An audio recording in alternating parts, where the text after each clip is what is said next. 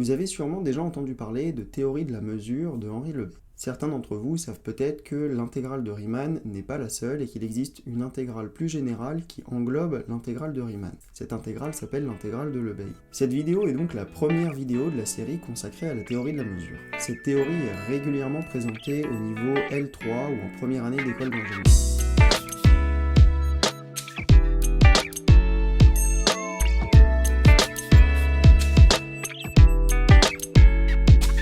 Si vous avez suivi ma vidéo d'introduction aux probabilités, vous avez compris que calculer la probabilité d'un événement, c'est calculer la mesure de l'ensemble défini par cet événement à l'intérieur de l'ensemble de tous les événements possibles. On cherche donc à calculer quelle est la part du volume total occupé par l'événement en question. Et c'est ici que prend l'idée de départ de la théorie de la mesure. En fait, la théorie de la mesure cherche à assigner un nombre réel positif à chaque sous-ensemble d'un ensemble donné. On cherche également à trouver une mesure qui va satisfaire quelques propriétés naturelles, comme par exemple, la mesure d'un ensemble disjoint doit être la somme des mesures des deux ensembles. Évidemment, si vous cherchez à calculer le volume occupé par la réunion de deux ensembles qui sont disjoints, on s'attend à ce que le volume obtenu soit la somme des deux volumes. Pour des raisons assez profondes, il n'est pas possible de définir une mesure sur n'importe quel sous-ensemble d'un ensemble donné. On va en fait avoir certains sous-ensembles dans des ensembles particuliers sur lesquels on ne va pas pouvoir définir une mesure aussi naturelle. Et pour cette raison, on va se concentrer à définir l'ensemble des sous-ensembles qui vont pouvoir être munis d'une mesure.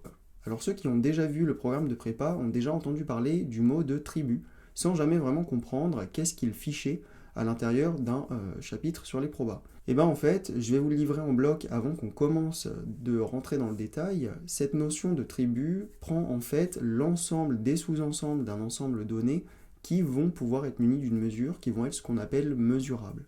Donc voilà, c'est ce qu'on va commencer par définir aujourd'hui.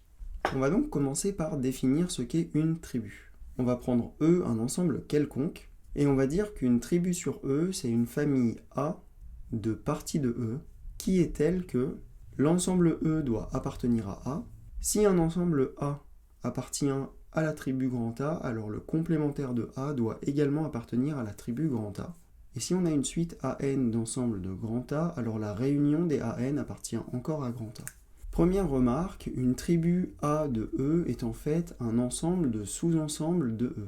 Et deuxième remarque, les éléments de A sont appelés parties mesurables. On dit que E muni de sa tribu A forme un ensemble mesurable, c'est-à-dire qu'on va pouvoir définir une mesure sur cet espace-là.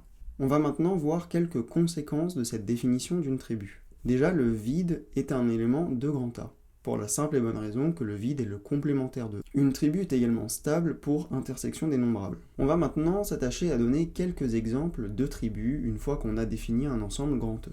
Si on choisit grand A égale l'ensemble des parties de E, alors cet ensemble définit bien une tribu sur E. Si on prend le couple de sous-ensembles de E formé de l'ensemble vide et de grand E lui-même, alors on a là encore une tribu sur E qui est appelée la tribu triviale. On va maintenant chercher à donner un exemple encore plus particulier et on va s'attacher à utiliser la caractérisation de stabilité à l'intersection. En fait, avec les définitions qu'on a établies précédemment, on peut également remarquer qu'une intersection de tribus va encore être une tribu. Et c'est là où il y a une petite subtilité à remarquer. Grand A, c'est un ensemble de sous-ensembles de E. Et on a dit que grand A était lui-même stable par intersection.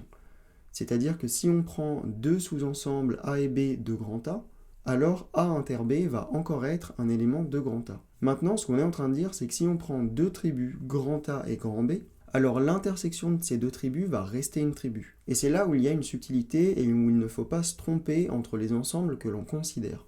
Il ne faut pas faire l'amalgame entre les éléments de grand A et la tribu grand A elle-même. Ce qu'il faut comprendre, c'est qu'une tribu est elle-même un ensemble, mais c'est un ensemble constitué d'ensembles. Alors que les éléments de grand A sont des sous-ensembles de grand E qui sont donc constitués d'éléments de grand E.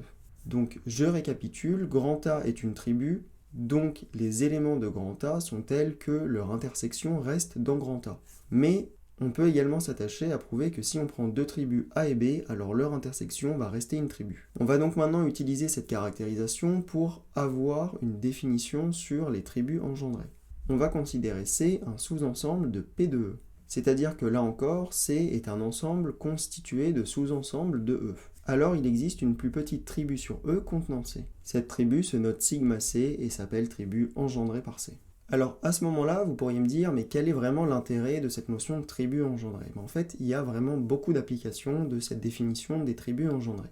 Prenons par exemple l'ensemble des ouverts de l'espace E. L'ensemble des ouverts forme bien un sous-ensemble des parties de E. On va donc pouvoir définir la plus petite tribu contenant tous les ouverts de E. Cette tribu va s'appeler la tribu borélienne de E.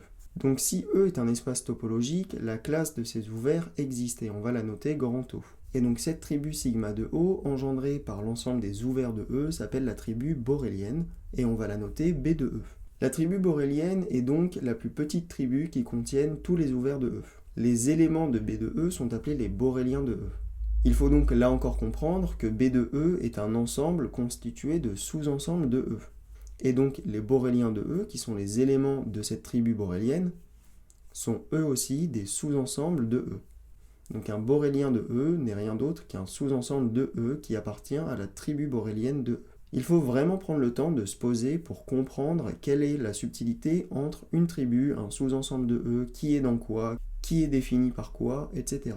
Les tribus boréliennes sont vraiment très importantes dans la théorie de la mesure. Dès qu'on aura un espace topologique, on va systématiquement considérer sa tribu borélienne, et sauf mention du contraire, c'est ce qu'on supposera dans la suite de ce chapitre. On va maintenant pouvoir regarder un nouvel exemple de cette notion de tribu engendrée qu'on a définie précédemment. On va maintenant s'intéresser à la notion de tribu produit. Donc on va considérer E1 muni de sa tribu A1 et E2 muni de sa tribu A2.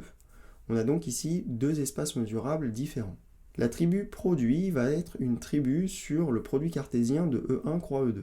Et on va la définir par la tribu produit A1 fois A2. Cette tribu produit A1 fois A2 va être la tribu engendrée par tous les produits cartésiens A1 croix A2 pour A1 qui est dans la tribu A1 et A2 qui est dans la tribu A2. Et voilà pour cette première vidéo dans laquelle on a parlé d'espaces mesurables. Dans la prochaine vidéo, on s'attaquera à parler de mesures positives. Voilà, j'espère que cette vidéo vous a plu. Si vous voulez voir rapidement les prochaines vidéos arriver, n'oubliez pas de vous abonner, de mettre un pouce bleu et de me mettre dans les commentaires ce que vous avez pensé de cette vidéo. Je vous dis à bientôt pour une prochaine vidéo. Ciao ciao!